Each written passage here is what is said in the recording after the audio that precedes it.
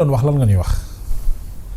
waaw dafa mel ni xam nga Ousmane Sonko ni ko Sénégal yi def mel boo amee équipe nawetaan ci sa koñ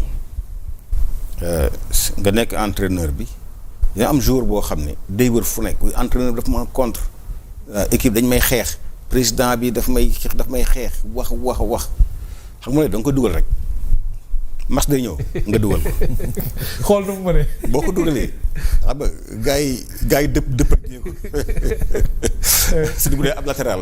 xam nga gars yi jaar foofu. taal caax yi jaar fa taal caax yi. boo seeg nag mu xëccoo ab pelanti rate ko léegi da ngay jékki-jékki dégg supporter waaye kii na jéem waaye sortee dégg waaye ki xamul dara. saa Ousmane Sonko loolu ko dal. erreur bi mu njëkk a def mu jël poste premier ministre. léegi dafa dugg moom tamit bi Ousmane dafa dugg rek gars yi commencé jaar ci flanc yi foofu mu nekk xam mooy nooy neex gars yi di jaar foofu di dugal Sénégal léegi fi mu nekk nii supporter mooy Sénégalais yi toll nañ ci nooy Diomaye na ko dàq waaye kii xamul dara nañ jéem mënul c'est exactement ça oui.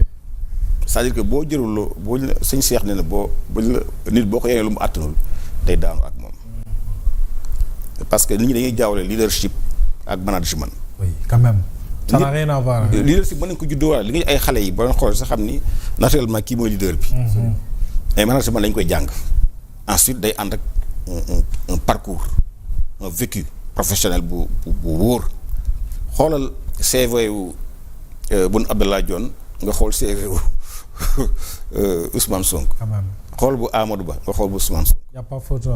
xoolal ñu ci des ñëpp Souleymane Ndéné Ndiaye Hadjibou Soumaré Habib Thiam kële Abdou Diouf xoolal seen CV seen parcours nga xam ne dañoo def administration ba taxaw jaar ci bureau yi ci service yi ci fu leen jaar fa yóbbu leen ci àll bi xam nga am na ci ñoo xam ne sax comme Boun Abdallah def nañu une carrière internationale doog a ñëw yox laa jox premier ministre. waaye mosoo nekk di. nga am réseau. mais oui am réseau am àdduna bi nu muy doxee. mais c'est important. am na ci yoo xamante ni bii seen àdduna xëy na 3 fois lañ mas a voyage jën Sénégal. ah loolu day compliqué. waaw parce que fi mu toll régime bi dafa plombé wu. on a un gouvernement qui fait semblant de travailler xool gouvernement bi ministère yi yëpp ci spectacle lañ nekk ay cérémonie loo dégg benn ministère bu la wax ni créé naa fa projet bu bees man de waxuma sax ministres yi man créé naa benn projet IFADEM foofu 2014 ba 2020 mi ngi dox. wala loolu. ba léegi li mi ngi dox. te bu ñu ciy financé c'est des projets à plus de 100 000 euros. boo xam dërëmu Sénégal du ci dem man laa niveau directeur national. créé naa ko foofu ak yéen yu mu mën a wax amul benn ministre bu la mën a wax rek signé naa convention bu bees pour projet bu bees dañ fa nekk yëpp mooy projet yi ñu fa fekk ñuy jéem a changer tur bi. wala boog ñuy jéem a kii ay fekk ay projet comme Intermac boobu. waaw ñun noonu dafa am surfacturation. Aly Ngouille Ndiaye l'a bien expliqué. xam nga et bien repris même par les quotidiens ce matin. mais ku xam Aly Ngouille. ku xam Aly Ngouille xam ko ci liggéey xaalis xam ko ci banque yi. xanaa bu doon def surfacturation. ak rigueur bi mu àndal sax. waaw et puis nekk polytechnicien xanaa même boo def. da ko def de façon intelligente. da ci boole ingénierie financière. benn ma Bouba Diagne mooy ñëw taxaw naan am na kii nag te boo ko yóbbuwoon léegi police. du la mën a wax fu mu jaar. yu mel noonu c'est-à-dire ñoom ñëpp ci spectacle lañ nekk. ak ci populisme. ak ci wax loo xamante ni mënta nekk. bref donc à l'image du premier ministre tout le gouvernement xoolal DG yi tout ça ci lañ nekk ci Facebook la ñuy nekk. wala kii xastante. ku ne yaa ngi xëy boo xëyee nekk ci benn am ci ay liquidique sax. am na koo xam ne moom comme liquidique xam nga liquidique. mooy ki nekk port comme liquidique. xam nga liquidique. waaw moom voilà. ku mën a déggee la.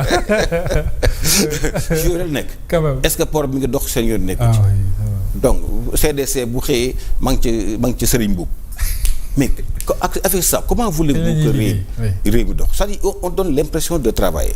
c'est-à-dire boo déggee le premier ministre toujours du ma ko nangu c'est pas normal ah lii du fi amee premier ministre ci yow yaa war a faj problème yi. naan du fi amee waaw justice amul nangam amul et puis.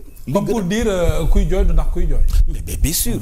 et puis quand un premier ministre vient tu prends des décisions yoo xam ne c'est irréfléchi parce que dette cachée bi arrêter les bâtiments là léegi dañ def évaluation bi. il est temps. def évaluation bâtiment yooyu mu arrêté woon Ousmane Sonko dañoo war a wax ni BTP bi dañoo war a defar rapport bi ñu xam est-ce que jaroon na mu arrêté ko ou jarul woon mu arrêté ko. ñi nga xamante ni reprendre nañu sous quelles conditions lañu reprendre on veut savoir. Belle question.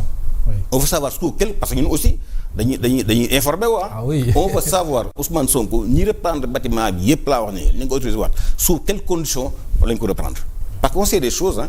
Ah oui. Il y a des choses qu'on sait et puis nit ñi lu bëri ñu ngi koy wax meluñu noonu. ma leen koy wax. donc fi mu nekk nii c'est-à-dire réew mi. Ousmane Sonko dafa ñëw. bu Diomaye di oto bi bu Diomaye dëkkee accélérateur bi Ousmane Sonko dëgg frein bi. dañu dem de. oto mel noonu la ñuy wax. waaw Diomaye nee na réconciliation nationale. waaw quand même. nañu boole waa réew mi. division yi amul benn njëriñ. ba ci fayaloo bi mi ngi bi ci famille bi. man intérêt général lay doxal. justice bi dañ ko bàyyi mu def librement son travail. nañu respecté ñu fi devancé Sénégal commencé wul 2024 mais Diomaye li la wax. et puis il faut pas penser que dañuy éternel. On n'est pas éternel. Ah oui. nañ respecté opposition bi. parce que oui. Ça c'est un discours fondateur. Diomaye foofu c'est un discours fondateur. Contrairement au discours de Pastef moo tax man la rupture am na. discours de Pastef way nañu jàpp nañu tëj ci kaso bi voilà kii nañu les morts là il faut les venger mel ni te ba pare nag loi d'amnistie bi ñu duñ ko dindi. kenn du ko laal on n'en parle pas. donc nañu ak ay discours féewaloo yoo xamante ne bii Ousmane Sonko day nekk candidat par force magistrats yi voilà ñu si bëri c'est des corrompus la société civile là c'est des comment moom ni mu ko tudd sax c'est des fumiers. mais ñëpp dégg nañ ko. c'est-à-dire un premier ministre boo xamante ne yow da nga war a nekkoon sax à la limite paravent pour le président. war a nekk fusible pour le président. yow yaa ubbi ay feu. fu nañ ko ubbi foofu dem bañ sax réew mi amatul autorité. donc économie bi nga plombé ko. yow ministre des finances li mu war a wax yaa koy wax. ministre des sports li mu war a wax yaa koy wax. ministre de l'agriculture li mu war a wax yaa koy wax. lu baax nag nga ni lu fi doxul rek nga ni non ministre ba la. mais c'est terrible ce qui est en train de se passer. c'est-à-dire que dafa dëggaati ministres yi. te foofu aussi ministres yi il manque de courage. il manque de poigne. am na loo xamante ne bii waroo ministre des finances waru ko woon nangu mukk l'affaire des dettes cachées là man maa la wax lii dañ ci mës a am procès. dinañ ci ñëw léegi sax ci partie économique bi incha allah alors Ali yow itam une lecture beaucoup plus large ci gouvernance bi léegi ñu def ñoom seen